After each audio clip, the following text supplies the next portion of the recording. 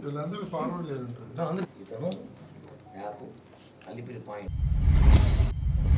Video చూపించారు. అది అత్యంత దారుణంగా ఉంది. అదేవిధంగా కంప్లైంట్ కూడా చేశారు. అదేంటంటే తిరుమల ఎలా దర్శనం చేసుకోవాలి ఏంటి అనేటువంటి ఒక దేవస్థానం పేరు మీద ఒక డూప్లికేట్ యాప్ ఒకటి తయారు చేశాడు. అది చాలా క్రైమ్ అది.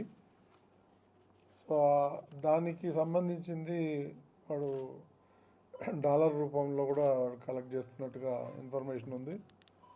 దీని మీదుగా చాలా సీరియస్గా యాక్షన్ తీసుకుంటాం. ఇందులో వదిలిపెట్టే ప్రశ్నే లేదు. ఇప్పుడే నేను సిబిఐ అండ్ ఎస్ఓకి ఫార్వర్డ్ చేసి కేసు రిజిస్టర్ చేయమని చెప్తాను. ఏదైనా ఇలాంటివి కూడా ఇంకా ముందు ఏదైనా జరిగితే కూడా తప్పకుండా యాక్షన్ తీసుకుంటాం. ఈ భక్తులందరికీ విజ్ఞప్తి ఏంటంటే ఇలాంటివన్నీ టీటీడీ చేయదు.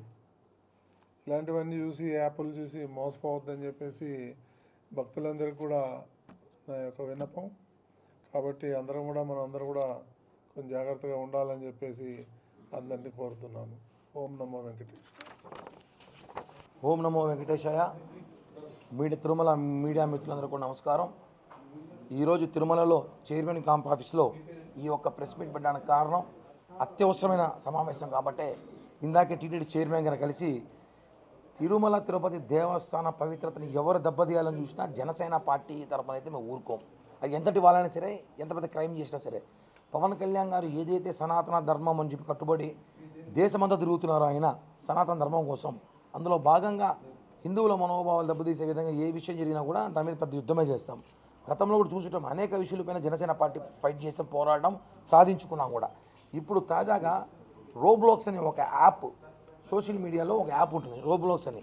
అందులో మన రాష్ట్రమే కాదు, తమిళనాడు, కర్ణాటక అన్ని రాష్ట్రాలకు సంబంధించి ఆ యాప్లోకి వెళ్ళి ఓపెన్ చేస్తే గుళ్ళు దర్శనాలు దేవుని ఎలా చేసుకోవచ్చు, ఎలా ఆ గుళ్ళ లోపల ఎలా ఉంటుంది, ఆ లోపల ఎలా జరుగుతుంది, ఎలా వెళ్ళొచ్చు, ఎలా రావచ్చు, ఇవన్నీ కూడా క్రియేట్ చేసి యాప్ రెడీ చేశారు.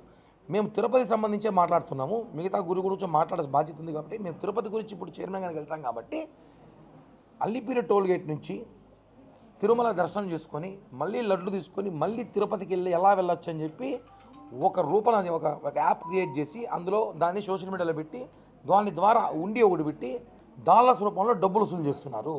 దాంట్లో గేమ్ అంటే వెంకటేశ్వరంతో ఆటలాడతారా? పిల్ల చేష్టలు చేస్తున్నారు మీరు. మీ లిమిట్ ఉంటుంది, దేనికైనా ఒక లిమిట్ ఉంటుంది. దేవుడితో ఆటలాడటం ఏంది? వెంకటేశ్వరంతో ఆడుతున్నారా? క్రైమ్ దొంగలు ఎక్కువైపోయారండి.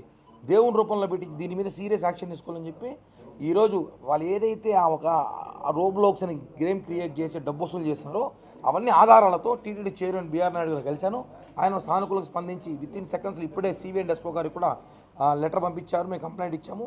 ఇమీడియట్గా కేసు నమోదు చేసి భవిష్యత్తులో వెంకటేశ్వర స్వామి జోలికి రావాలన్నా, హిందూ మతాల జోలికి రావాలన్నా, ఇటువంటి యాప్ క్రియేట్ చేయాలన్నా, ఏమి చేయాలన్నా సరే వాళ్ళకి భయపడే విధంగా శిక్షలు పడాలి.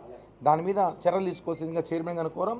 ఖచ్చితంగా భవిష్యత్తులో ఎవరు కూడా సరే ఇంకొకసారి ఈ యాప్లు వాళ్ళ డబ్బుల కోసమో, వాళ్ళ మైలేజ్ కోసమో, వాళ్ళ పబ్లిసిటీ కోసమో దేవుళ్ళని వాడుకుంటే మాత్రం బాగోదు. ఎందుకంటే చాలా బాధ వేసింది. ఇది మన భద్రత దృష్ట్యా కూడా, ఆలయ భద్రత దృష్ట్యా కూడా భంగం కలిగే అవకాశం ఉంది. ఆ యాప్ ద్వారా కరెక్ట్గా ఎలా వెంకటేశ్వర ఆలయం నమూనా ఉంటుందో ఆ నమూనాను అలానే దించాడు వాడు.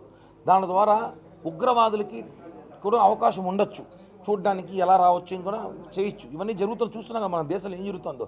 కాబట్టి ఇంకోసారి భవిష్యత్తులో ఇలాంటి జరగకుండా దీనిపైన పెద్ద ఎత్తున ఆందోళన చేయాల్సిన అవసరమైతే హిందువుల మనోభావాలకు ఉంది. కాబట్టి దీని వెంటనే చైర్మన్ గారు స్పందించారు. కాబట్టి ఇమ్మీడియట్లీగా కేసు నమోదు చేసి అరెస్ట్ చేసి ఆ యాప్ని డిలీట్ చేసిన బాధ్యత టీటీడీ తీసుకోవాల్సింది కోరుతున్నాం. ఓం నమో.